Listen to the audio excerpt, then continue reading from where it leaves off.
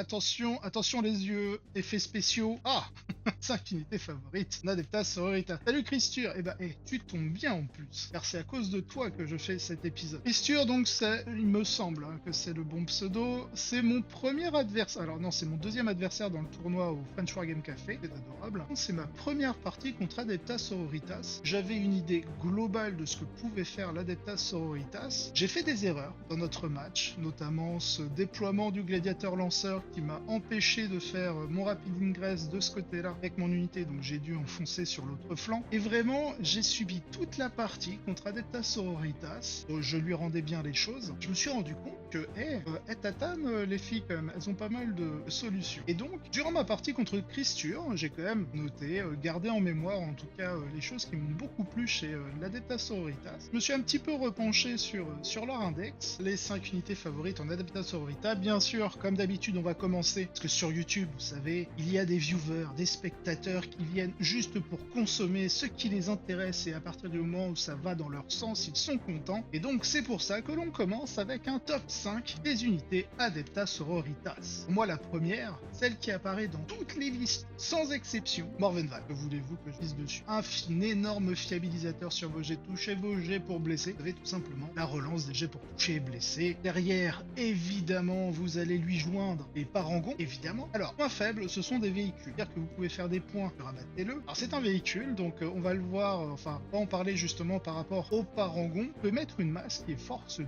Vu que ce sont des véhicules, vous pouvez tank shock. Et quand on commence à subir des tank shock 14D, l'adversaire vous fait 5 blessures mortelles là-dessus, ça commence à faire mal. Sans oublier derrière les tirs de multifuseurs, les tirs de lance-missiles, sachant que vous êtes reroll touche bless. Bref, franchement, dans toutes les listes Adepta Sororita, vous prenez Morvenval, un pack de 3 parangons, vous êtes en sauvegarde à 2+, endurance 6 de mémoire, elles sont excellentes. Ensuite, autre point avantageux, il faut pas oublier que le détachement Sororitas à l'heure actuelle, pour l'index, vous donne un potentiel +1 pour toucher si vous êtes en dessous de votre effectif, et si vous êtes en dessous de votre demi-effectif, vous avez un +1 pour blesser. Ça, quelque chose qu'il faut se souvenir, parce qu'en fait, à partir du moment où vous allez leur tirer dessus, effectivement, mon adversaire a très bien joué, il faut absolument protéger votre pack Morvenval Parangon, parce que c'est un pack quand même qui coûte assez cher, vous n'avez pas beaucoup de figurines. Si on arrive à faire vraiment un focus, une concentration de ressources contre eux, on peut les détruire. Mais à partir du moment où vous allez avoir des petites unités qui vont pouvoir faire écran pour empêcher justement une charge contre elle. Et si votre adversaire vous tire tout simplement dessus,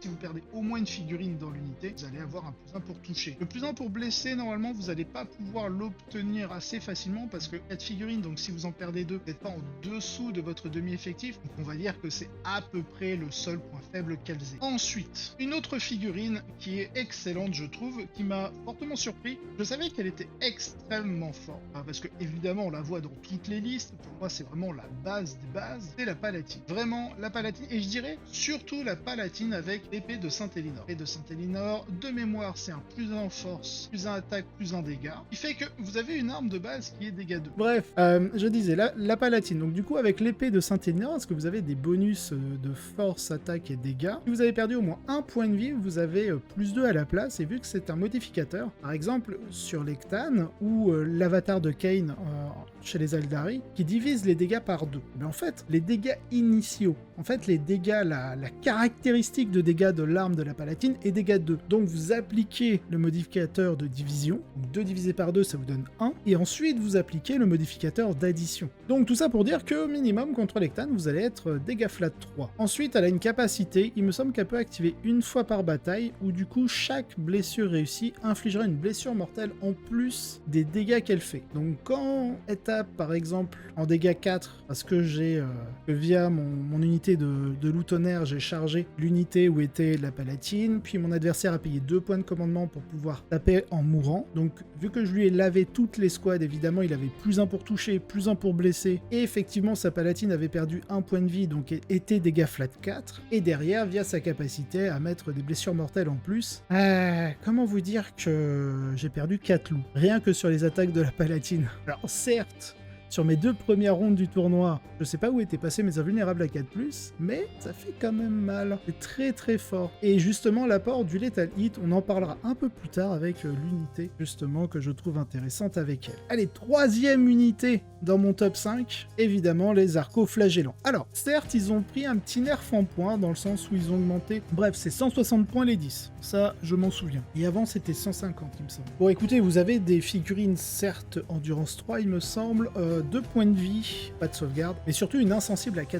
en fait. Même si vous n'avez pas de sauvegarde, la Feel No Pain à 4+, ressemble à une invulnérable 4+, contre des dégâts 1, et ressemble à une invulnérable 4+, contre les dégâts 2, avec une capacité à -1 dégâts. Dans le sens où, vu que les dégâts 2, vous allez les annuler sur 4+, il y a une forte chance que vous réussissiez un dé sur les 2 que vous allez faire, et donc ne subir qu'un seul dégât. Et quand vous avez 2 points de vie, du coup, c'est bien. Donc en gros, pour s'attaquer à des arco-flagellants, soit vous allez avoir un nombre d'attaques faramineux, pouvoir justement pallier cette insensibilité à 4+, ou alors vous y allez avec des dégâts flat 3, chose qui m'a bien aidé avec mes gantelets énergétiques sur les loups. Donc franchement, alors maintenant vu qu'ils ont augmenté en points, évidemment vous allez peut-être pas prendre 3 unités de 10, mais 2 unités de 10, franchement, je trouve que c'est très jouable. En plus c'est un mouvement de 7, donc si vous faites aussi, si vous jouez intelligemment comme mon adversaire, vous utilisez un rhino, ça vous fait quand même une projection minimale de 10 pouces, et si vous avez simplement besoin de screen avec eux, vous pouvez avancer en plus, donc vous faites entre 11 et 16 pouces. Franchement, c'est très intéressant. Vraiment, c'est une unité que j'aime beaucoup. Ensuite, évidemment, c'est l'unité de sœurs de bataille. Le problème, c'est que maintenant, vous êtes obligé de les prendre par 10. Eh bien, heureusement qu'il y a l'immolator qui vous permet justement de split l'unité en 2x5. Du coup, ça vous permet potentiellement de laisser une unité dans votre zone de déploiement pour pouvoir générer des dés de miracle, car il me semble que c'est à votre phase de commandement, vous générez un dé de miracle si vous contrôlez un objectif avec les sœurs de bataille. Comme ça, vous avez 5 petites sœurs de bataille qui ont été split sur votre objectif dans la zone de déploiement, puis l'autre unité de 5, vous la mettez dans l'immolator, et vous allez, je sais pas, vers l'objectif qui est à côté de votre zone de déploiement pour y déposer vos sœurs de bataille afin de générer 2 dés de miracle par tour. Donc voilà, c'est en gros mon top 5 des unités Adeptas Sororitas. En gros, le scoring et la génération de dés de miracle par les sœurs de bataille et l'immolator. Vous avez le screen, donc l'écran avec les arco-flagellants. Et ensuite vous avez la létalité avec Morvenval évidemment, et ses parangons, ainsi que la palatine et son épée de Saint-Elinor. Voilà pour le top 5. Bon, maintenant on va s'intéresser aux unités que j'aime. Je vais commencer par la première. En fait, en ayant affronté mon adversaire, c'est là où je me suis rendu compte que je ne comprends pas pourquoi certaines listes Adeptas Sororitas ne jouent pas Junit et Ruita. Je ne comprends pas. En fait, sa capacité qui vous permet de base de gagner 1 point de commandement durant votre tour, quand vous affrontez des armées qui sont ultra agressives et qui vont détruire vos sœurs de bataille, et bien pouvoir payer vos 2 points de commandement pendant le tour adverse lorsqu'il va charger une de vos unités pour pouvoir l'activer même si elle meurt, je trouve ça obligatoire. Ensuite, elle a un autre aspect que j'aime beaucoup, c'est son arme de tir. Quand on regarde, elle est ignore couvert, jumelée, torrent, force 6, PA-1, dégâts 1. Donc ça veut dire, même si vous la gardez dans la zone de déploiement pour screen, pour la protéger, etc., vous êtes capable de faire un Overwatch. Bref, Junit Ruita, pour l'instant excellent. Mais on n'oublie pas sa première capacité, qui est lorsqu'elle mène une unité, vous infligez un malus de -1 pour être touché. Et ça, en général, alors par exemple sur la liste de Lamar, donc effectivement, voilà, le stratagème qui permet de combattre en mourant, c'est Esprit du Martyr, que j'ai oublié de mettre. Donc évidemment, le -1 pour être touché avec Junit lorsqu'elle mène une unité, je trouve qu'elle est parfaite pour accompagner une unité de Céleste Sacro-Sainte.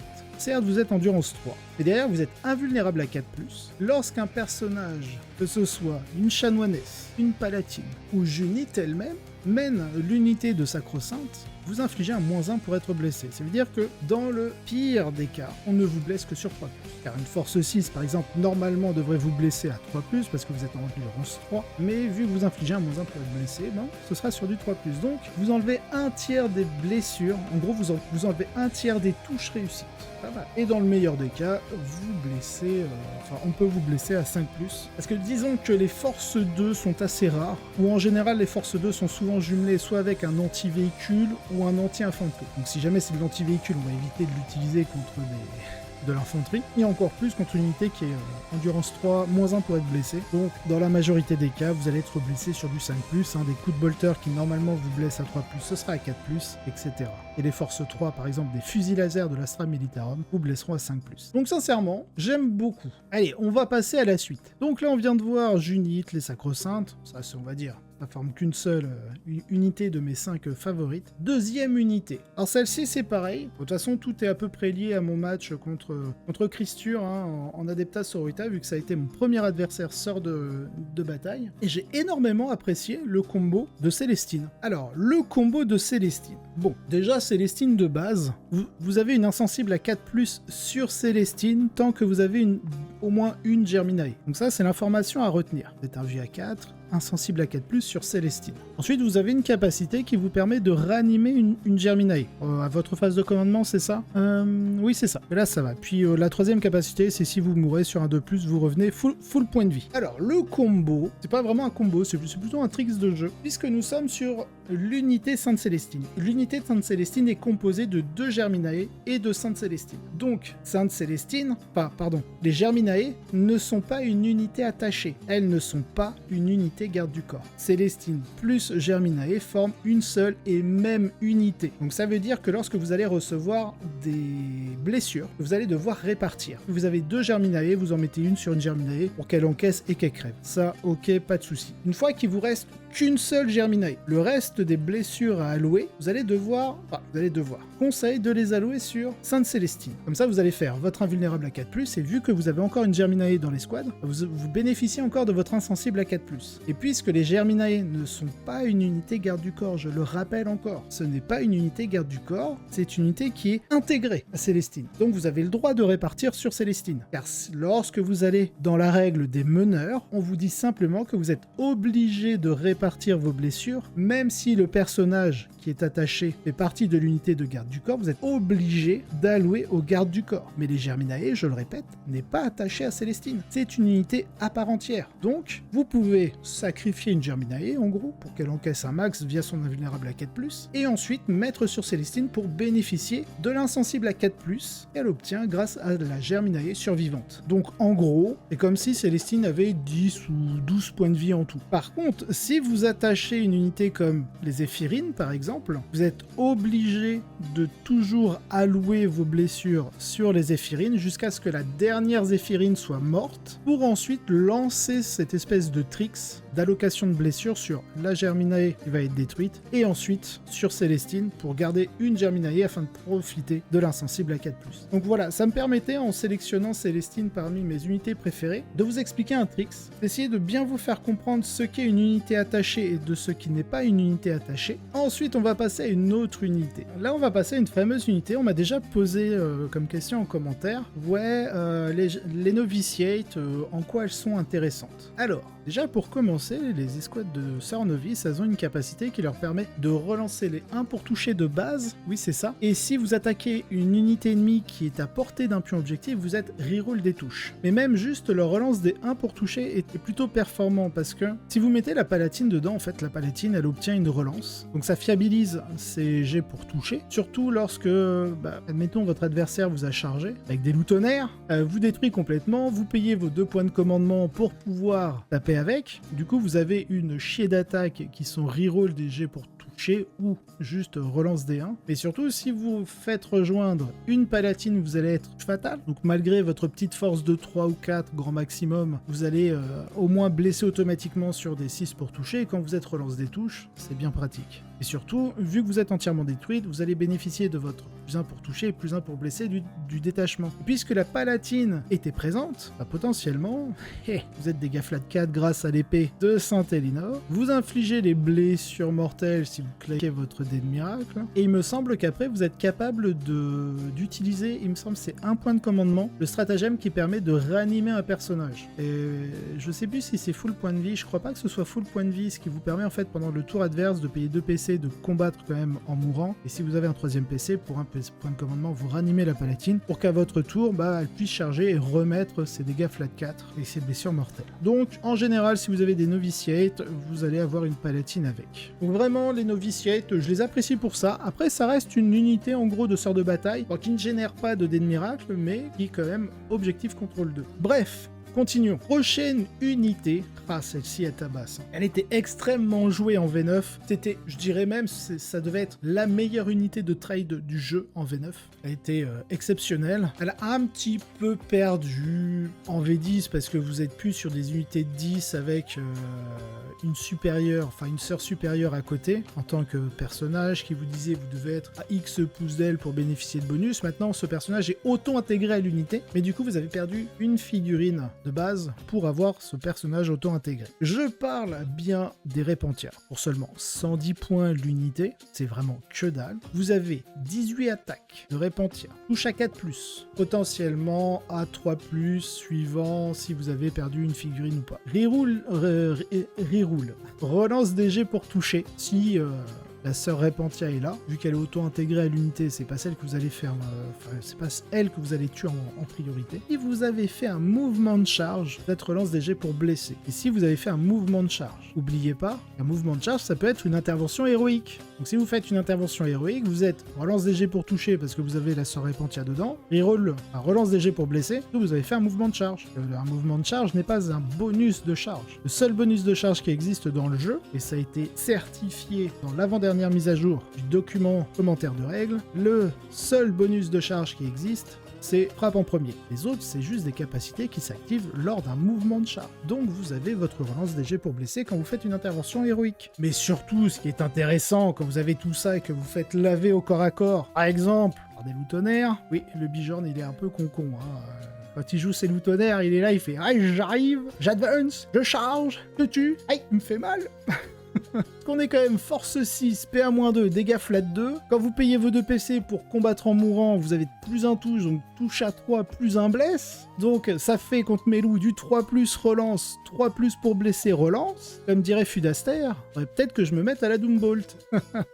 Ah là là là là là là. Non, franchement, c'est une super unité. Pour moi, elle coûte pas cher, ça rentre dans un rhino. D'ailleurs, Christur a extrêmement bien joué parce qu'il s'est servi... bon, il y avait juste une unité qu'il avait laissée, mais je pense qu'il avait prévu le truc. Et c'est surtout, c'est que vous commencez la partie avec vos rhinos, les arco-flagellants à l'intérieur et les sœurs Repentia, et vos unités de sœurs Repentia derrière le rhino. Comme ça, vous projetez vos arco-flagellants et hop, vous mettez ensuite, vous faites embarquer dans le rhino vide les sœurs Repentia. Pour ceux qui n'ont pas trop l'habitude de jouer de cette manière-là, c'est un basique en gros des techniques de transport, débarquement, embarquement, mais je tiens toujours à le préciser parce que je vois trop souvent des joueurs qui oublient qu'ils ont le droit d'embarquer une unité qui n'a pas embarqué dans la même phase. Elle coûte pas cher, et puis merde, elle est 1 vue à 6, insensible à 5+. Les deux derniers, je crois que à la fin de la partie, il restait une Repentia et une sœur Repentia dans la deuxième unité, et dans la dernière unité, je crois qu'elle devait rester 4 Repentia, enfin bref, ils ont fait un nombre d'invulnérables et d'insensibles à 5+,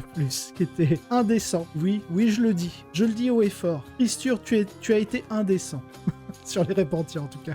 Je crois qu'il y a des insensibles à 4+ d'arco-flagellants qui étaient vraiment nuls, mais alors les insensibles et les invus sur les Repentia, à un moment je sais plus, je crois qu'il me sort un double 6 sur les invus. Je suis là, je fais ouais, je te mets des grosses patates là, t'as 2 blessures, double 6, je suis là, je fais bon bah on passe à autre chose. Exactement, Razorcross, indécent. Bref, c'est une super unité, hein. Elle a un fiabilisateur qui est auto-intégré, exceptionnel. Exceptionnel. C'est une très très bonne unité justement de trade. Elle est faite, de toute manière, elle est faite pour mourir. Elle est dans tous les cas. Le seul point faible, c'est si vous arrivez à les choper au tir. Là, vous êtes tranquille parce que du coup, il n'a pas forcément de solution, le joueur Sista. Mais pour le reste, elles sont extrêmement efficaces. On va passer, je crois que c'est la dernière unité. On a fait quoi? On a fait Junit, Célestine, Novice et Repentia. Merci. Merci tout le monde. Donc la dernière unité, là, on va plutôt être sur une unité, on va dire, de scoring pour marquer des points de victoire ou simplement pour pouvoir bloquer l'adversaire. Bon, pas que, mais vraiment, elle est très très simple. On parle bien sûr de l'escouade de Séraphine. Alors je parle pas de l'escouade de Zéphirine, que c'est une très belle escouade de scoring aussi. J'y préfère l'escouade de Séraphine pour plusieurs raisons. Alors là, je vous ai mis une Séraphine avec double pistolet inferno. Moi, je vais surtout parler des 2 lance-flammes que vous pouvez mettre, enfin des doubles lance-flammes. Donc vous pouvez mettre sur 2 figurines, ce qui vous permet d'avoir 4 des 6 touches de lance-flammes. Et ce qui est intéressant, c'est que une fois que vous avez tiré, vous pouvez bouger de 6 pouces. Donc en fait, vous pouvez faire exactement comme les gargouilles en tyrannide. Vous pouvez arriver en frappe en profondeur, tirer, parce que vous arrivez à 9 pouces, donc vous tirez avec vos lance-flammes à 12 pouces, vous rebougez de 6. Donc vous pouvez arriver à 3 pouces de votre adversaire juste pour le bloquer pendant sa phase de mouvement. Donc ça, c'est une stratégie qui est intéressante, c'est une unité qui vaut pas très cher. En plus, en jouant les lance-flammes, ce qui est intéressant, c'est cette capacité où si votre adversaire bouge vers vous, bah pour un PC, vous allez faire 4 des 6 touches en tir en état d'alerte. Vous allez faire 4 des 6 touches auto grâce au lance-flamme. Force 4, PA0, dégâts 1, certes, mais c'est de la touche auto contre certaines factions, que ce soit des Gretchen, que ce soit même juste des Boys Orc en fait, bon, sauf la Green Tide parce qu'il sera rendu à 5, il le paye à 5, donc pas très utile, mais contre des unités assez fragiles, elles peuvent faire énormément de travail. Après, ça reste un body endurance 3, 1 point de vie, les sauvegardes à 3 pouces, c'est correct, ça bouge vite, ça fait des actions, ça tire, ça bouge, vous avez toutes les mécaniques qu'il faut pour justement aller chercher les points de victoire. Et donc voilà pour mes 5 unités favorites dans l'Adepta Sororitas. Et vous, qu'est-ce qui vous plaît dans l'Adepta Sororitas? N'hésitez pas à mettre en commentaire justement vos 5 unités favorites en Adepta Sororitas. Si vous avez apprécié cet épisode, n'hésitez pas à liker, vous abonner et laisser un commentaire. Cela aide énormément au développement de la chaîne, et je remercie tous ceux qui le font. Si vous voulez avoir les épisodes en avance et sans publicité, vous retrouverez en description le lien directement vers ma page Tipeee, ainsi que d'autres contreparties. De plus, vous aurez un lien d'affiliation du partenaire de la chaîne, MyHobbyPlace, si vous souhaitez passer commande. Allez, sur ce, je vous souhaite un excellent wargame.